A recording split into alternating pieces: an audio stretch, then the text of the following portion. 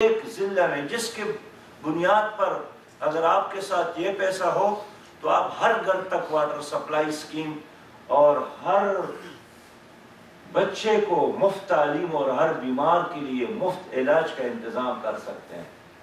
لیکن ہماری حکمرانوں نے وہ سارا پیسہ باہر کے بینکوں کو منتقل کیا.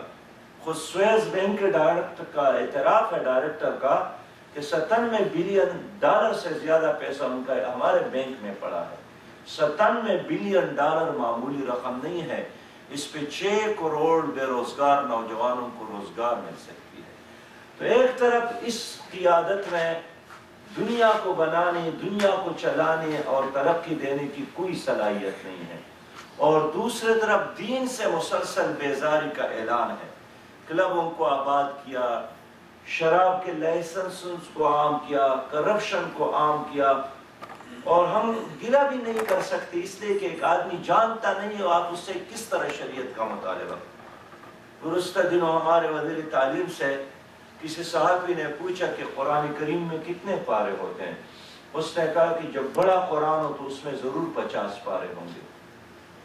گزشتہ دنوں ہمارے منصورہ کے دفتر میں رحمان ملک صاحب تشریف لائے تو نماز ادا کرنے کے بعد محترمہ میری جماعت کو ایک طرف لے گئے، ان کے کان میں بات کی. بعد میں ان سے پوچھا گیا کہ رحمان ملک صاحب نے کیا فرمایا. انہوں نے کہا کہ وہ قل ہو اب میں نے یاد کیا، اگر آپ کہتے ہیں تو میں ابھی سنا دوں. تو اس نے قل ہو ابھی یاد کیا ہے. تو ایسے حکمرانوں سے، ایسے وزیر داخلہ سے، ایسے وزیر تعلیم ہماری نئی نسل کی کیا تربیت کرے گا جن کو یہ بھی پتہ نہیں کہ قرآن کریم میں کتنے پارے ہوتے ہیں، بسم اللہ الرحمن الرحیم اور کلمہ میں فرق نہیں کر سکتے ہیں. میرے دوستو، میں یہی سمجھتا ہوں کہ ہمارے ملک کا سب سے بڑا مسئلہ اس وقت لیڈرشپ کا فقدان ہے اور دیانتدار اور مخلص قیادت کا نہ ہونا ہے.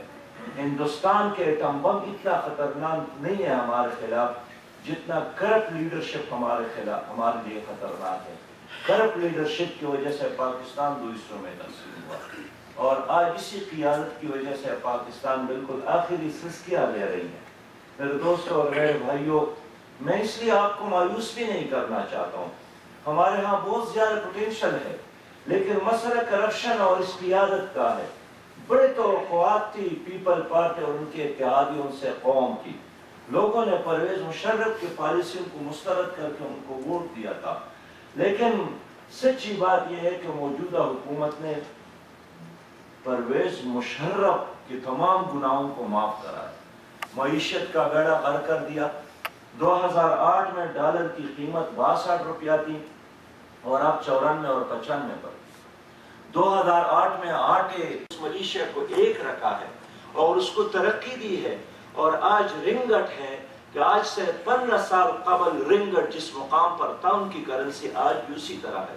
آج ہماری کرنسی، پاکستان کی کرنسی 500 کا نوٹ افغانی ہمارے 1000 کا برابر ہو گیا.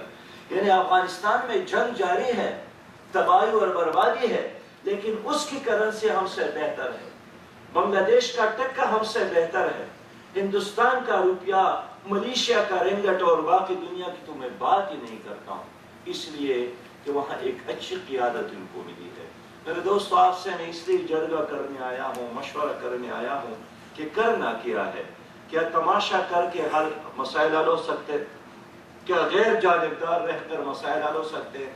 کیا اپنے آنکھوں کو بند کر کے مسائل حل ہو سکتے ہیں؟ کیا سینکوبی کر کے اور یا حسین کے نعرے لگا کر مسائل حل ہو سکتے ہیں؟ یا ایک مرد میدان بن کر حالات کا مقابلہ کر رہا ہے، ان چیلنجز کو قبول کر رہا ہے؟ میرے دوستوں اور میرے بھائیوں، اس لیے ایک موقع آنے والا ہے کہ اب دوبارہ چند مہینے بعد پاکستان میں الیکشن ہوں گے. ویسے تو آج بھی ہماری عدالت نے وزیر اعظم صاحب کو ڈسمس کیا ہے، ان کا کابینہ بھی ختم ہوا ہے، کیبنٹ ختم ہوا ہے، اور پاکستان کے اندر اس لمحے کوئی حکومت نہیں ہے، کوئی وزیر اعظم نہیں ہے، اور ایک زبردست افراتفری کا عالم ہے. ہماری تجویز یہ ہے کہ اس عدالت کے ساتھ لڑائی کے بجائے اور عدالت کے خلاف جلسے اور جلوس کی بجائے اور ادھر ادھر کا راستہ اختیار کرنے کے بجائے ایک راستہ ہے کہ دوبارہ الیکشن کا انعقاد ہو. اور یہ آرمی کو بھی موقع نہیں دیا جائے تاکہ وہ دوبارہ اقتدار پر قبضہ کر لے اور لوگوں کو کہے کہ جناب یہ آپس میں لڑ رہے ہیں۔ اس لیے اگر پیپل پارٹی نے سچی بات یہ ہے کہ عدالت کے خلاف اس فیصلے کو تسلیم نہیں کیا اور کوئی اور راستے اختیار کے، اس کا مطلب یہ ہے کہ وہ مارشل لا کے لیے راستہ ہموار کر دیے۔ ہم مارشل لا کو مسائل کا حل نہیں سمجھتے ہیں۔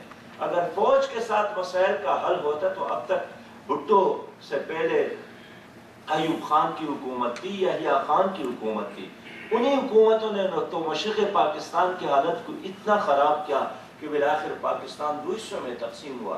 کل ضیاء الحق کو ہم نے دیکھا ہے، پرویز مشرف کی حکومت ہم نے دیکھا ہے، اور میں نے لوگ جانتے نہیں ہے کہ ماشاءاللہ کس بلا کا نام ہے۔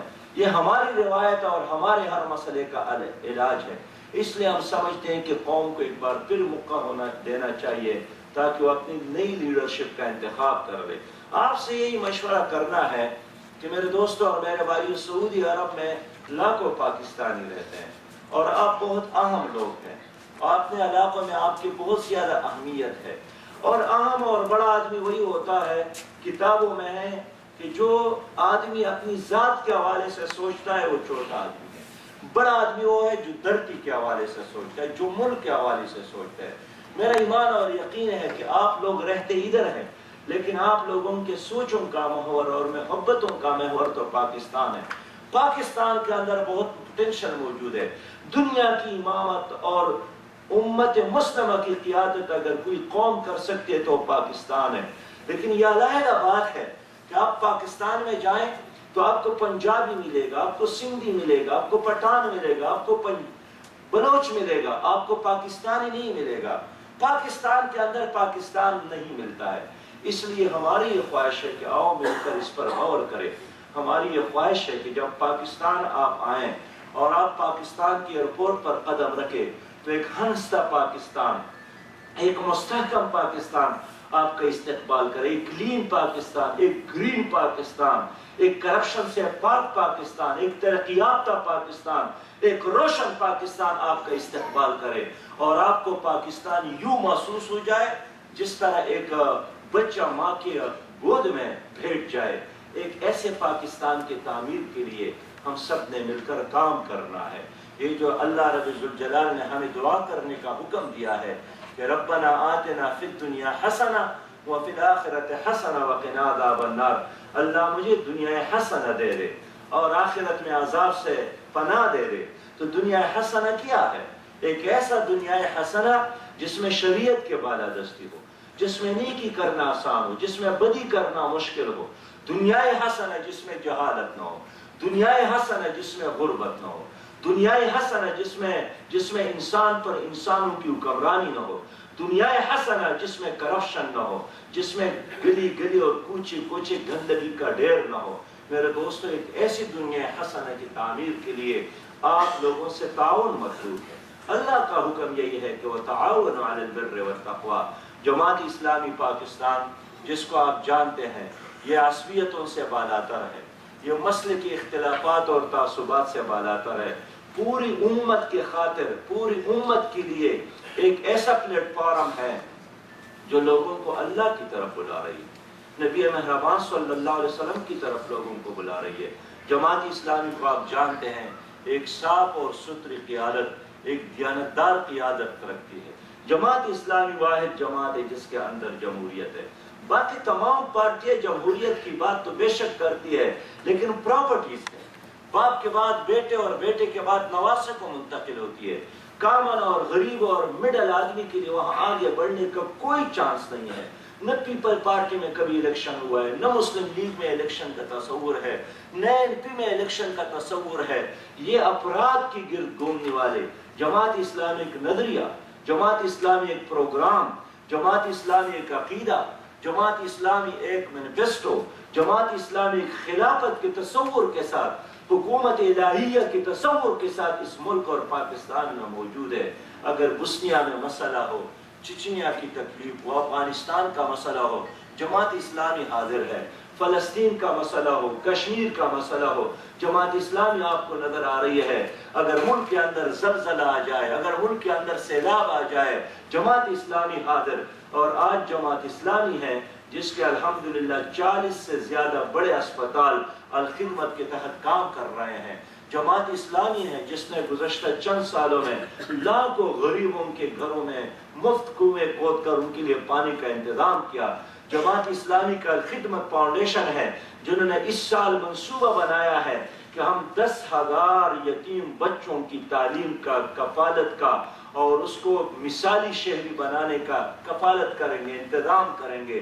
جماعت اسلامی ایک صاف ستھری اپنی قیادت اور دامن کے ساتھ موجود ہے۔ اس لیے میرے دوستوں اور میرے بھائیوں، ہم آپ کی خدمت میں حاضر ہیں کہ سعودی عرب میں لاکھوں مسلمان ہیں اور ان لاکھوں مسلمانوں کو اپنے ملک کے معاملات میں مثبت حصہ لینا ہے، اپنے کردار ادا کرنا ہے اور غیر جانبدار رہنا یہ سب سے بڑی منافقت ہے۔ میرے بھائیوں اور میرے دوستوں، آج اگر ہمارے ملک کو امریکہ تھریٹ کر رہا ہے، دھمکیاں دے رہے ہیں اور آج کابل میں بیٹھ کر امریکی جنرل پاکستان کی جغرافیہ کو تقسیم کرنے کی سازش کر رہے ہیں، آج ان کے سینٹ میں لوگ بیٹھے ہیں کہ بلوچستان کو جدا ہونا چاہیے، ایک اور پختونستان بننا چاہیے، ایک سندھ دیش اور جناپور اور باولپور اور سرائکستان بھی ہونا چاہیے، پاکستان کو بھی چھوٹے چھوٹے منطقوں میں تقسیم کرنا چاہیے، اور یہ بات اب چھپی ہوئی نہیں رہی، یہ بالکل ان کے ایجنڈے پر، ان کی زبان پر، ان کے نقشوں پر، ان کے ڈاکومنٹس میں ساری دنیا دیکھتی ہے۔ ان تمام حالات کا علاج ایک ہی علاج ہے کہ ہم اللہ کی طرف رجوع کر لیں اور ذاتی مفادات سے بالاتر ہو کر ایک ایسی قیادت اپنے پاکستان کے عوام کو مہیا کر لے جو ان کو لیڈ کر سکے اور جس کا قبلہ مکہ میں نہ ہو، امریکہ میں نہ ہو، جس کا قبلہ مکہ مکرمہ ہو، جس کا لیڈر اور آئیڈیل اور ماڈل وہ بش اور اوباما نہ ہو، جس کا لیے آئیڈیل اور ماڈل اور سب کچھ محمد مصطفیٰ صلی اللہ علیہ وسلم ہو۔ میرے دوستوں اور میرے بھائیوں، میں اس لیے کہنا چاہتا ہوں کہ چین نے ترقی تو کی ہے، ان کے ساتھ مادی وسائل ہے اور باقی دنیا کے ساتھ مادی وسائل ہے، لیکن ہم وہ لوگ ہیں کہ ہمارے ساتھ مادی وسائل بھی ہے اور ہمارے ساتھ روحانی وسائل بھی ہے۔ دنیا کے ساتھ مکہ مکرمہ نہیں ہے، مدینہ منورہ نہیں ہے، دنیا کے ساتھ قرآن جیسی کتاب نہیں ہے، دنیا کے ساتھ محمد مصطفیٰ صلی اللہ علیہ وسلم نہیں ہے، اور ہمارے ساتھ لنا المولا ولا مولا لکم، ہمارے ساتھ تو اللہ رب العالمین ہے، لیکن شرط یہی ہے کہ ہم سچے اور پکے مومن بن جائے۔ اس لیے آپ سے یہی درخواست ہے اور بغیر کسی لپٹ کے میں بات کروں گا کہ آپ کے ساتھ ایک قوت ہے، وہ ووٹ کا قوت ہے۔ اگر آپ کو یہاں موقع دیا گیا تو یہاں استعمال کرے، پوسٹل بیلٹ کا موقع دیا گیا اس کے ذریعے استعمال کرے، لیکن اگر نہیں بھی دیا گیا تو پھر میں آپ سے عرض کروں گا کہ آپ کا ایک فون بھی بہت اثر رکھتا ہے۔ اپنے خاندان سے رابطہ کیجئے، اپنی قوموں اور اپنی بستی اور اپنے گاؤں سے رابطہ کیجئے۔ میں نے ابھی یہاں جماعت کے ساتھیوں کے مجلس میں عرض کیا کہ یہاں ایک آدمی پٹی پرانے کپڑوں میں نظر آتا ہے، لیکن یہ اپنی دیہات میں بہت مؤثر شخصیت ہوتی ہے اور مؤثر آدمی ہوتا ہے۔ اس لیے اپنے اس اثر کو استعمال کرے، انشاءاللہ تعالی اللہ رب ذوالجلال ہمیں مایوس نہیں کرے گا۔ اقبال نے فرمایا ہے کہ آشنا اپنی حقیقت سے ہو دہقان ذرا، دانا تو قیدی بھی تو، باران بھی تو، حاصل بھی تو، آہ کس کی جستجو آوار رکھتی ہے تجھے، راہ تو راہ رو بھی تو، رہبر بھی تو، منزل بھی تو، وائی نادانی کی تو محتاج ساقی ہو گیا، میں بھی تو مینا بھی تو، ساقی بھی تو محفل بھی تو، شعلہ بن کر پھونک دے خاشاک غیر اللہ کو، خوف باطل کیوں ہو خود غارت کرے باطل بھی تو۔ وآخر دعوانا ان الحمدللہ رب العالمین۔